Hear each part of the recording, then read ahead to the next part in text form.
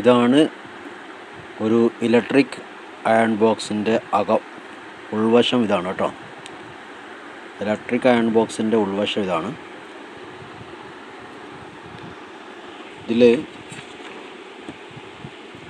നമ്മുടെ ചൂടാകുന്ന കോയിൽ എന്ന് പറയുന്നത് ഇതാണ് കോയിൽ കേട്ടോ. ഈ ഇങ്ങനെ പോയിരിക്കുന്ന കോയിൽ ഇത് കണ്ട, ഇങ്ങനെ അതായത് ഈ റൗണ്ടിൽ തടിച്ചിട്ട് കണ്ട, തടിച്ച റൗണ്ടിൽ കിടക്കുന്നതാണ്. അതിൻ്റെ അകത്താണ് കോയിലുള്ളത്. അത് കമ്പിച്ചുരുളാണ്, ഹീറ്റിംഗ് കോയിൽ.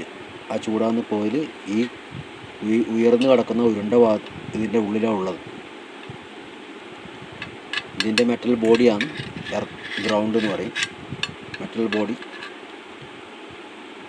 ഇതിനകത്ത് ഉള്ള കോയിൽ, ചൂടാകുന്ന കോയിൽ എന്ന് വെച്ച് കഴിഞ്ഞാൽ ഈ ബോഡിയുമായിട്ട് ടച്ച് ചെയ്യാത്ത രീതിയിൽ ഫുൾ കവറിങ് ആയിട്ടാണ് ഉള്ളത്. അതുകൊണ്ട് ഈ ബോഡിയിൽ ടച്ച് ആവില്ല.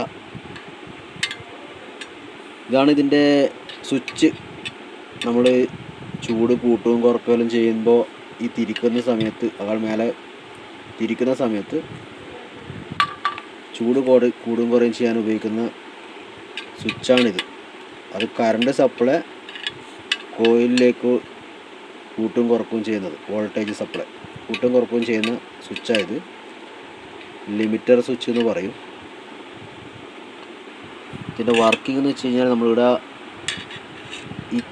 ഈ ടെർമിനലിൽ ഫേസ് കറണ്ട് കൊടുക്കും, ഫേസ് വോൾട്ടേജ്. അതായത് നമ്മളെ AC കോഡ് വയറിൻ്റെ ഫേസ് കൊടുക്കും. പിന്നെ ഇവിടെ ന്യൂട്രൽ കൊടുക്കും, ന്യൂട്രൽ വയർ കൊടുക്കും. അപ്പോൾ നമ്മൾ തിരിക്കുന്ന സമയത്ത്, ഓൺ ചെയ്യുന്ന സമയത്ത് ഈ ഫേസ് വയർ, ഇപ്പോൾ AC ഫേസ് കറണ്ട് ഉണ്ടാവും, അത് ആ വോൾട്ടേജ്, ഫേസ് വോൾട്ടേജ് ഇപ്പുറത്തേക്ക് ടച്ച് ആവും. അതായത് ഈ സ്വിച്ച് ഓൺ ചെയ്യുന്ന സമയത്ത് ഫേസ് ഇപ്പുറത്തേക്ക് എത്തും, ഈ ടെർമിനലെത്തും. അങ്ങനെ കോയിലിൻ്റെ ഈ സൈഡിലെ സപ്ലൈ വോൾട്ടേജ് എത്തും. നമ്മൾ നേരത്തെ തന്നെ ഡയറക്റ്റായിട്ട് ഈ പോയിന്റിൽ, ആ സെൻറ്റർ പോയിന്റിൽ ന്യൂട്രൽ കണക്ട് ചെയ്ത് വെച്ചിട്ടുണ്ട്. ഫേസ് കൂടി ഇപ്പുറത്തേക്ക് എത്തുന്ന സമയത്ത് ഈ കോയിൽ, ഈ സൈഡിലെ ഫേസും ഇവിടെ ന്യൂട്രൽ എത്തി കഴിയുമ്പോൾ ഈ ബോക്സ്, അയൺ ബോക്സ് നല്ല ക്ലിയർ വർക്കാവും, ചൂടാകാൻ തുടങ്ങും.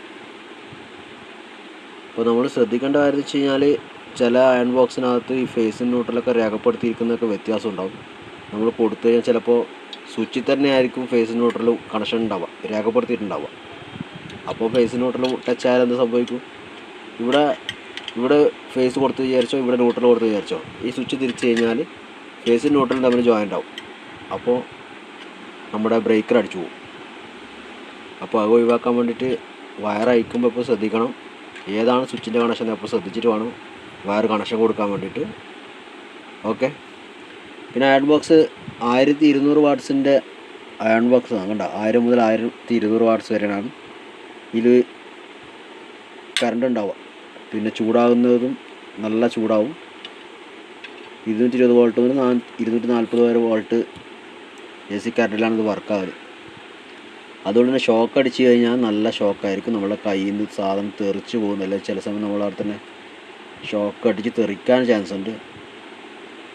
നല്ല പേടിയൊക്കെ ഉള്ള ആളൊക്കെ ആണെങ്കിൽ ഷോക്ക് അടിച്ച് കഴിഞ്ഞാൽ പിന്നെ പറയേ വേണ്ട. അതുകൊണ്ട് നല്ല ചെരുപ്പൊക്കെ ഇട്ടിട്ട് വേണം അയൺ ബോക്സിൽ നമ്മൾ ഇലക്ട്രിക് അയൺ ബോക്സ് ഉപയോഗിക്കുമ്പോൾ നല്ല റബ്ബർ ചെരുപ്പ്, ഉണങ്ങിയ നനവൊന്നും ഇല്ലാത്ത റബ്ബർ ചെരുപ്പൊക്കെ ഇട്ടിട്ട് വേണം നമ്മൾ അയൺ ബോക്സ് ഉപയോഗിക്കാൻ വേണ്ടിയിട്ട്. ഇല്ലെങ്കിൽ അപകട സാധ്യത കൂടുതലാണ്. ഓക്കെ, എന്നാൽ ശരി, വേറൊരു വീഡിയോയിൽ കാണാം.